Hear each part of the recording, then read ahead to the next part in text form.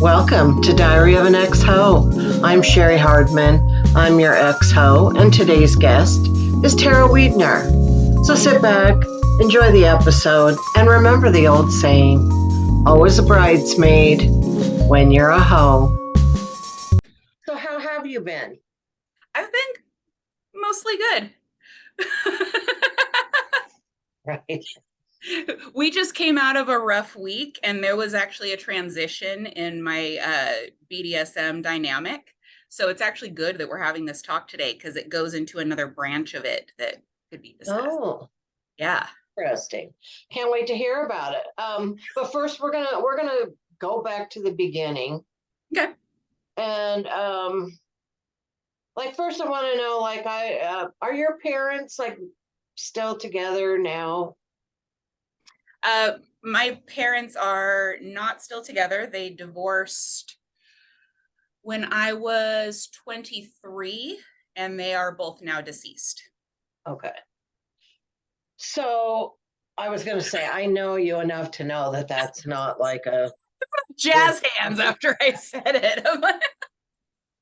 um were they, when you were growing up, were they like affectionate with each other? Like, did you know they loved each other? Or It was a very let's stay together for the kids kind of relationship. And it was a lot of fighting. It was a very tumultuous relationship. And there was a lot of emotional and physical abuse that went on, not only in my presence that I saw, but also just throughout my life before, after I moved out, everything. So it was a fight or flight kind of relationship is what they had. all right, so was the abuse just between the two of them, or did everybody get some of that? It was mostly heaped on me. Being the oldest, I got the brunt of the emotional abuse, not so much physical.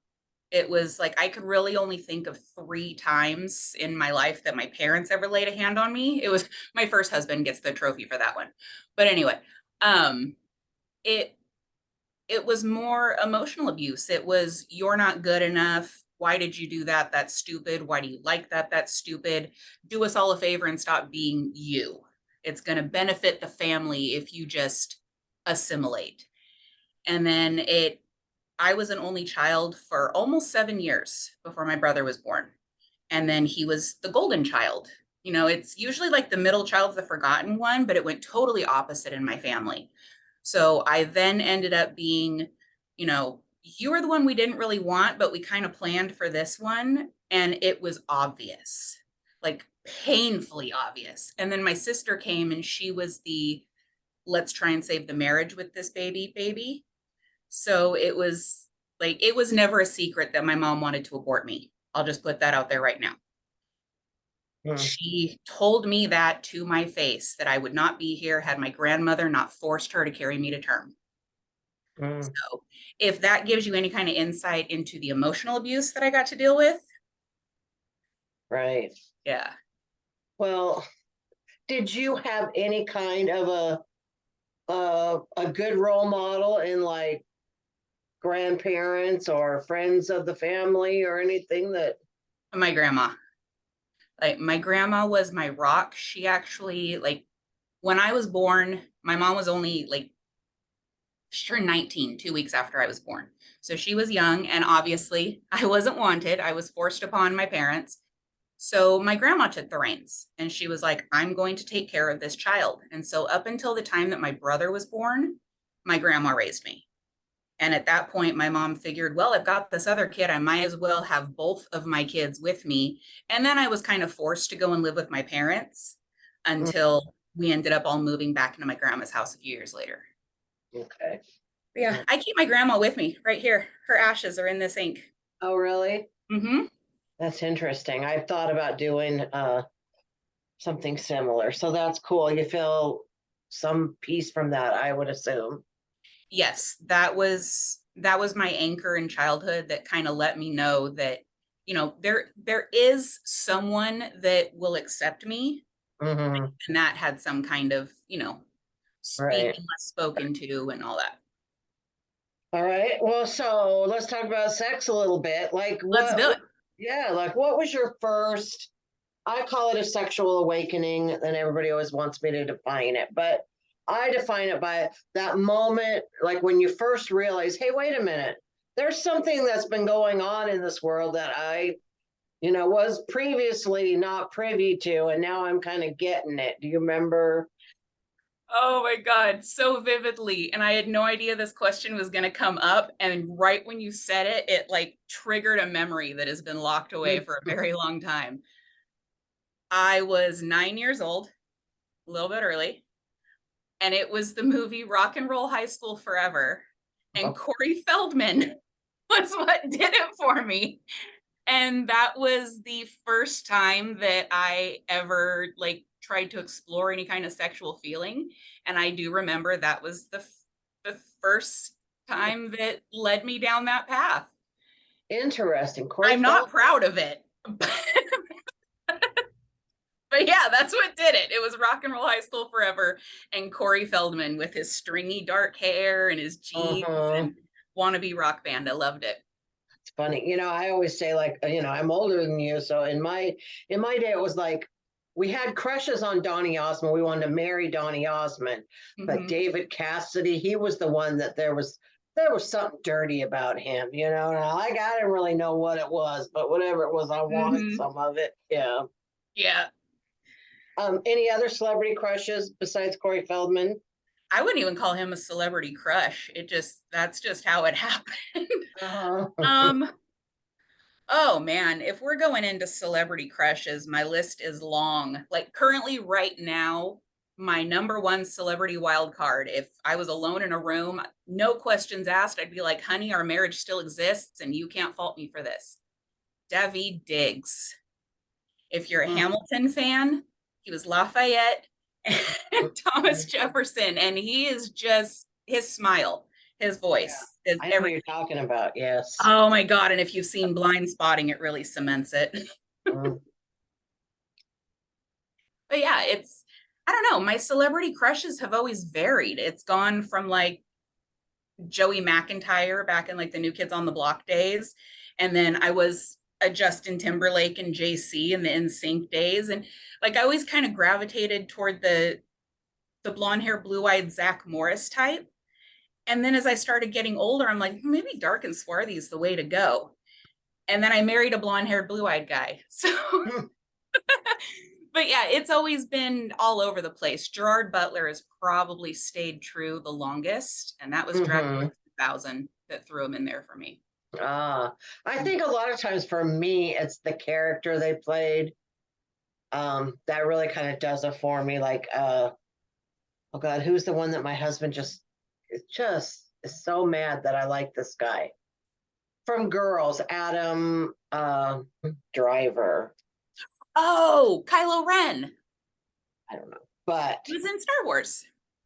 I'm not a Star Wars person, so Oh, okay. yeah. Sorry. But he was in Girls, and it was like his character in that was there was just this moment where it was, oh God, and it just no matter what else he's playing, I just that feeling still carries me through. So Mm-hmm. I got yeah, you. Gives you and pants. he's not a pretty man. He's unconventionally handsome. He's Hmm. like a Pedro Pascal kind of daddy. Mm-hmm. Tell me about your first sexual experience. I've never asked anyone this, but I'm going to ask you this. Okay. I was 17 and a half. It was a boyfriend that I had been with for a little while. It was also his first time. And it was after a friend's birthday party. I can't even remember the date. So it was August 1st, 1998. And after our friend's birthday party, I had already planned that I was going to be staying the night at his house. Told my mom I was staying the night at the friend's house whose birthday party it was. And his dad was hearing impaired. So there was no like sneaking around or anything. We went in and he had already kind of like set the thing up. Like it was planned that we were going to lose our virginities that night. And he had, I'm never going to forget this. There was incense burning. There were rose petals scattered all over his waterbed. Yes, it was a waterbed. This is how long ago it was. And Ordinary World by Depeche Mode was playing on repeat. And it lasted for maybe 15 minutes. And that was foreplay included because, I mean, we were 17. We didn't, well, he was 18. Mm-hmm. We didn't know what the hell we were doing. But it was one of those, like, I wouldn't have changed it. It was a good first time. It wasn't good, but it was, Right. well, it wasn't pleasurable, but it was good. Right. It's a Well, good that's memory. And I am still friends with that guy, you know, decent human being. It wasn't traumatic at all. And if anything, it set me up for a good sexual lifetime. oh, Because, well, that's good. yeah, it's a nice little That benchmarker. is a nice little story. So, Ah. what's your definition of amazing sex? Well, it's got to end in at least an orgasm. At least. Mm-hmm. um, but even if there is no orgasm, it's got to have intimacy. There's got to be some kind of connection, whether it's bathing each other, which is incredibly intimate. I would consider bathing each other, cuddling in bed, and I mean, even if it was just like mutual masturbation, I would consider that amazing sex because it has that connection, intimacy with a climax. Climax isn't necessarily required, but it doesn't hurt. So, For sure. yeah, I would classify anything with a good level of intimacy as amazing sex. Do you watch porn? Not really. You'd think I would, but my imagination's much better. Mm-hmm. So yeah, like the most I will do once in a while is if I'm scrolling through, like once in a while you just need that like kickstart. So if I'm scrolling through, I'll usually go to like Pornhub, which is just the gold standard. And I won't even necessarily watch a video, but I'll scroll through a category that's going to jog something. And just the little preview of when the video is like, here's what this is about, Mm-hmm. that'll be enough. So I wouldn't necessarily say I watch porn, but I'll use it as kindling. Okay. So, what category would you scroll through? Uh, it's usually oral sex. And I would say cunnilingus is going to do it because, I mean, that's usually what I'm imagining happening. Mm-hmm. I feel you on that one. Can you remember like any like mainstream movie scenes that you found incredibly erotic? Um, there was one in a movie called All About Eve, and it was the first time I'd ever seen full frontal in a movie, and it was female full frontal, and that was kind of one of those like, oh well, hello, okay, what's going on? And like at the time, I didn't know I was bi. I was probably like 13 or so. So that was one that always stuck with me because it just kind of sparked a thing. Mm-hmm.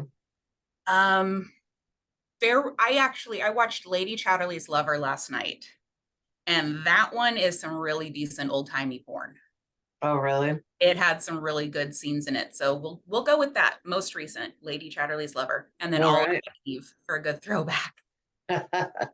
um, so tell me about what your sex life is like now and what's going on in your sexual world. So I will say it's pretty dang good right now. About 7 months ago, my husband and I started down a path of BDSM lifestyle. And it was really like at the time, my position at work was super heavy stress, super high demand. And I'm in a corporate level management position. So it's like all stress all the time.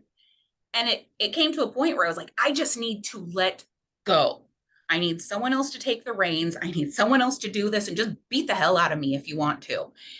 And realizing that our relationship has always kind of gone down that path made it a really easy transition. It went from like the very first gift he ever got me was a necklace, which symbolizes a collar. Um, there was a bracelet that he got me for one anniversary, and he's like, "Oh my God, I've been getting you cuffs this whole time." And there's always been that level of dominance, and I've always been a level of a submissive. No matter what I do for work, I never want to make the decisions, and I never want to be the one making that leading move. I want to be led, and I need someone else to take control. So as I'm spending my days being the boss and telling people what to do and making those decisions, come the end of the day, I'm just like, okay, let's do a thing and see what happens. And it not only gives him that kind of feeling of, yes, I'm the man, I'm in control, it also gives me a chance to release. And it lets me feel like this like dainty little person. And like I'm not a little lady, but it lets me feel like I'm small and taken care of. And it's this, I don't know, it's a level of mental health that not a whole lot of people get to delve into. And if you can let go like that, like truly submit to somebody, the level of trust that comes with it is insane. Like you might think that you trust your spouse, but until you are completely restrained with them with some manner of implement that can cause you harm, and you're just like, I trust you to take it to this boundary that we have set, not go any further, and we are both going to gain pleasure out of this. Takes everything to a whole new level. It gives that power dynamic or that basic struggle that is in a lot of marriages, like things feeling transactional, or I do this for you, why don't you do this for me? If you enter into a BDSM agreement, all that's gone. I know what I am expected to do. My husband knows what he is expected to do. And in him keeping my submission and in me fulfilling that submission to my dominant, it gives these very clear lines, and it takes a whole lot of that question work. Like, am I going to be comfortable doing this with my spouse? Well, the answer is always yes, because my spouse is going to treat this with a level of care that I am going to submit to. So it's, in a way, it really strengthened our relationship because 7 months ago we were rocky. It was not in a good place. This gave it a 180. So do you think it was more, like, I have a few questions. So do you think it was more the state of your relationship or the state of your job that really pushed you in this direction, or both? Yes and yes. It was both. I was at a point where the stress from my job was never letting up. I never felt like it got to end just because I never felt like I had anywhere that I could release. Like it just felt like I was constantly having to worry about it. My relationship was also at a point where I didn't feel comfortable opening up to my spouse about sexual desires or wants or needs. And like, I've always been kinky, but I never expressed it. Same with my husband. He's always been kinky, but he never expressed it. And there's that rule of your partner will only be as kinky as you express you want to be. So if we're both hitting this level here, but one of us wants to be here, we're never going to get there until we both talk about it. We weren't doing that. Mm. So once it came down to, here's what I want. So we're going to talk about this, and good, bad, or otherwise, neither of us are going to die if we have this conversation. Mm-hmm. Not going to break up because we love each other. And we're going to navigate this with understanding and inquiry to better understand. And then we're going to navigate it together. And it just so happened that what we wanted were opposite in enough ways that it matched. Mm. So was this like a one-time conversation? I'm not one time, but like a sit-down conversation, or was it more like a little bit being let out in different times of conversations? It happened in an explosion. There was a huge fight. It was a giant benchmarker fight. And it was one of those ones where you just kind of have that word vomit where everything starts coming out and there's no more filter. And you're so upset that you're not afraid to say anything anymore. You just need to get it out. And that's Mm-hmm. kind of what happened. Mm-hmm. And it was a, I need this, you don't do this, I want this, but I'm not comfortable asking for this. And then of course, my husband being the type of personality he is, he had to sit and mull it over in his brain for a few hours before he went, okay, I understand. Okay, let's talk about this. And once that happened, I keep doing this with my hands. Once that happened, I know just hands. Um, it became easier. He was like, okay, I'm listening. What do you need? And then I was able to open up of, this is something I wanted to explore over a decade ago, but my first husband shamed it out of me. And, here's something that maybe I was curious about when I was younger, but someone in my family in another context said that it was disgusting or depraved or something like that. So there were a lot of things from childhood and leading up to this current relationship that put that block in my head, making me feel like no one would accept anything. My husband accepted that. And then we both kind of grew with it together. And we decided that we would have one night a week date night where we leave the house. And we're always homebodies. So leaving the house one day a week is a big deal for us. Started doing that. That then led to, okay, well, when we're out to dinner tonight, I'm going to wear a toy. Here's the app code. You control it. Mm-hmm. Or, I'm going to drive to and from dinner with my boobs out in the car or something like that. Some level of exhibitionism or play or kink involved. From there, it grew. Now I've got a bondage wall, like things you can't see that are behind this monitor, but there's like quarter straps on my bed. I've got spreader bars and whips and floggers. And so now things have grown, but it's because we found that it was what was right for us. And it helped. It, for lack of a better term, saved our marriage.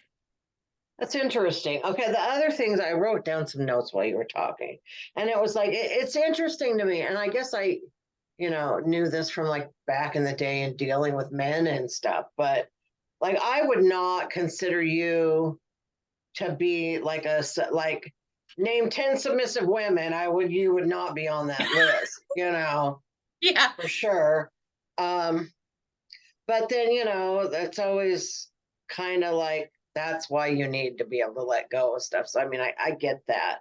But then I think you just answered this one for me because I thought if you have like all these agreements of, you know, you do this to me and I do that to you, like, are there then no surprises? Oh, there's always surprises. um, so one of the things that we did to start out with, there's actually an app called Obedience, and it's for dominants and submissives. And you can kind of gamify your lifestyle and it assigns certain points. Like, for example, I earn points for drinking my electrolytes in the morning, remembering to take my meds, eating breakfast, doing morning stretches, things like that. He gets points for getting up early, making my coffee, and helping my day start less stressful. And they're simple things. Like I actually earn gold stars. He has these gold star stickers because my praise king. Um, but they're little things like that. It's submissives are just really complicated house plants. So it's these are the things that I need you to do to take care of me.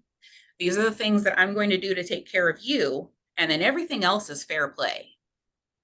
Like I'm expected to keep up with self-care, not to present for him, but to feel better about myself. Mm-hmm. Or I'm supposed to do at least 1 hour of crafting each week for my own mental health. I also get to rope him in if I want to do that. So I can build up certain points and then spend them and be like, guess what? You're taking me to the craft store today. I'm spending 200 points on this. So it helps to gamify it. And that's a good leading in to just making it your everyday. Like he always gives me shit that I don't use the app anymore, but I'm like, that was kind of our training wheels. So I don't Right. feel like I need it. But I don't know. We get into a point where you just know what you're supposed to do. And then at the end of the day, it's like, so we fucking or what? What's the language level on here? Is this Oh, yeah, you can say whatever you want. okay?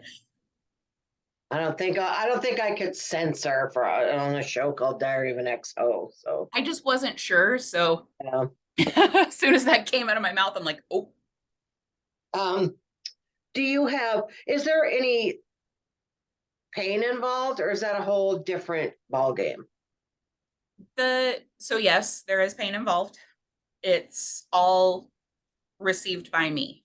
And it's to a certain level that I have pre-approved. I do have a safe word. I have boundaries, like no breaking my skin, no leaving marks that can't be covered by clothing that's appropriate for the season. So summertime is a bitch. Yeah. um, no burning, branding, or cuts. I don't like sharp pain, so no caning and no whip switches. But broad things like paddles or floggers or like soft pain, things that give just enough for that dopamine release that, okay, now I can let go. And there's actually a thing that the lucky ones, I've gotten there a couple times. There is a thing called subspace that is actually like a trance. And you can go into this deep meditative state by being whipped. And it will release enough dopamine and it kind of mimics like a runner's high. Mm-hmm. And if you can get there, it's good stuff. Interesting. I'm learning so much. When I was younger, I was always like, when I was younger, still, I like to be in control, just like a fucking everything, you know. And I kind of would date guys who would say they were submissive and stuff. Now, of course, didn't have the cushion and the benefit and the structure of a relationship, so it was just some fucking around. But I would get so mad because they would be like the kind that would be like purposely not doing what I want them to so they could get punished. And I'd be like, fuck you, That's this called a is brat. not the way it works for me. Like no, I don't think so. So I identify as a brat. My pronouns are make and me. There's there's a level of sub that is identified as a brat. And those are the ones that we call it punishment.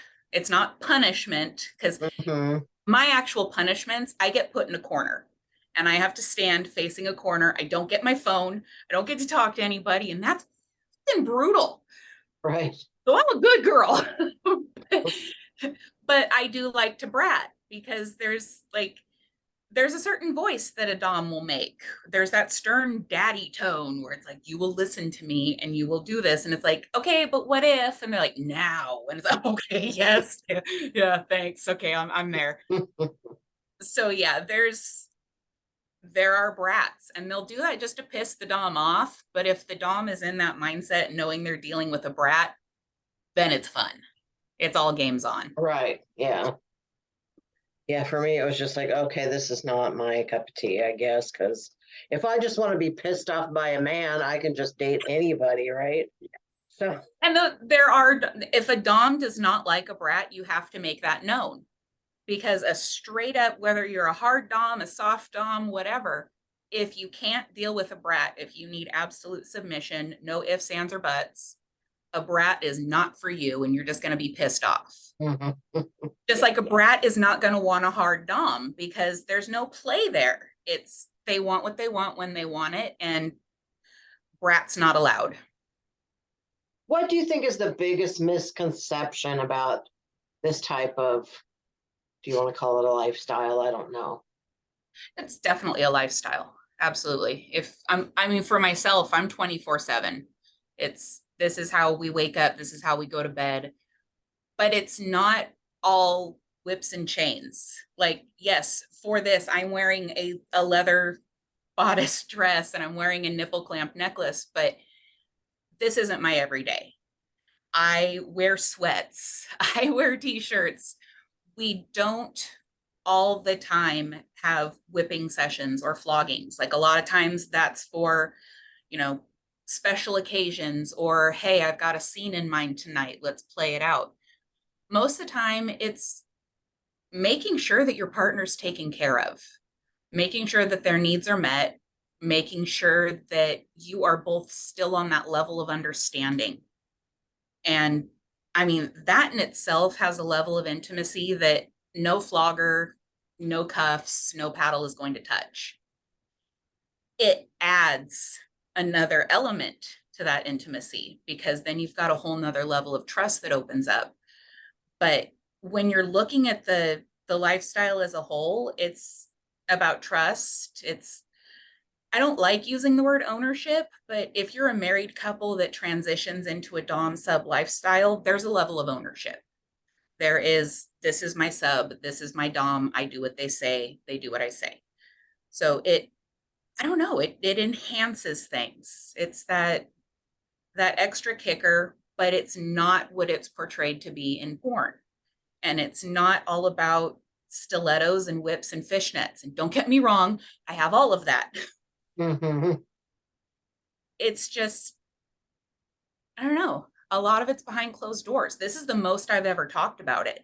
I was going to ask you, like, are you open with like people that you work with or friends or family or no? Um, yes and no. I'm open to a certain degree. Like my close friends know that my husband and I are in a dom sub dynamic. My coworkers, some of them have figured it out because while I'm not wearing it right now, that's another thing we need to touch on. I wear what is called a day collar. And it's, I'm not wearing like a big thick leather collar with a leash on it or anything, but I do wear a silver choker that has a little symbol right here, and it is considered a collar. Some of my coworkers that are also within that dynamic have noticed it. And then they'll ask me, like, so, Casey, your Dom? I'm like, oh shit, how'd you know? And they're like, I saw your collar.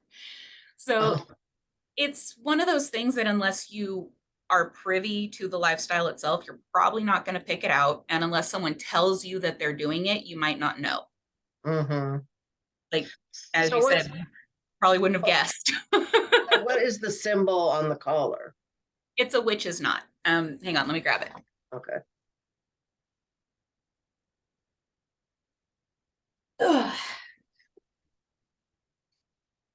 Okay.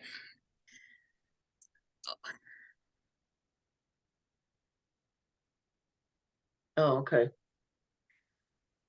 So that's called a witch's knot. That's the symbol that just sits right here. But I did take it off last week. My submission is currently suspended. Because Because submissives are difficult houseplants, and if you don't take care of them, they might die. So there were some things that were part of the deal that were not being upheld on my dominance end. We had a discussion, and I have suspended my submission as of right now. So we're still married, we're still together, we still have a healthy relationship, but there are certain things that are not done without question right now, and that's fine. yeah. Do you have any sexual regrets? Well, you want names? Yes, I have several sexual regrets, whether it's people I wish I hadn't had sex with, things I wish I hadn't done, things I wish I had done with more practice or knowledge. Yes, there are many. Do you have a sexual bucket list? Hell yeah. You Hell still yeah. have stuff you haven't tried yet? I have one thing that will be done before I die, and I will have full exhibitionist sex on a balcony on Bourbon Street over a Mardi Gras parade. All right.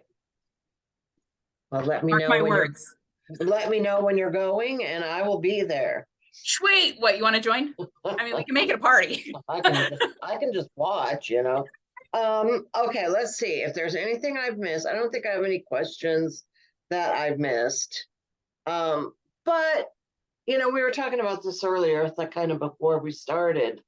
So and I know you've been through some therapy and stuff. So, how do you think your childhood influenced your sexual, or do you think it did? Your sexual, whatever you want to call it. I can't think of Um, what word.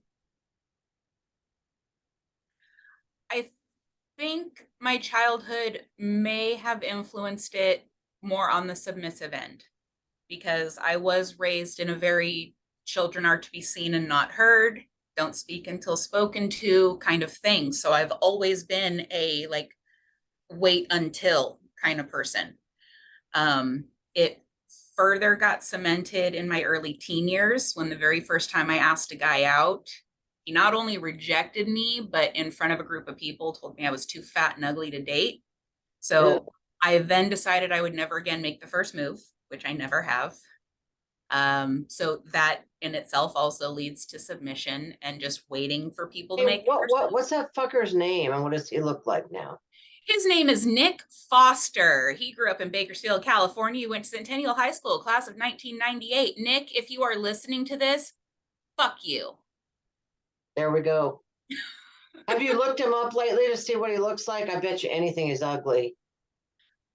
I have a friend that I went to high school with that like a couple years ago had like I don't remember if they shared one of his posts or something, but I did look and just good thing I didn't end up with him. We'll just say that. And look at you. So, anyway, well, where My were boobs we? are better too. I interrupted you. Oh, yeah, because of that guy. I was like, let's call that motherfucker out. I'm going to beat his ass. I mean, we could, but why waste the energy? That's true. I think we're totally good. Thank you so much for Okay. having me, All Cheri. I had a right. good time. All right. You too. Bye bye. Thanks, hon. Bye.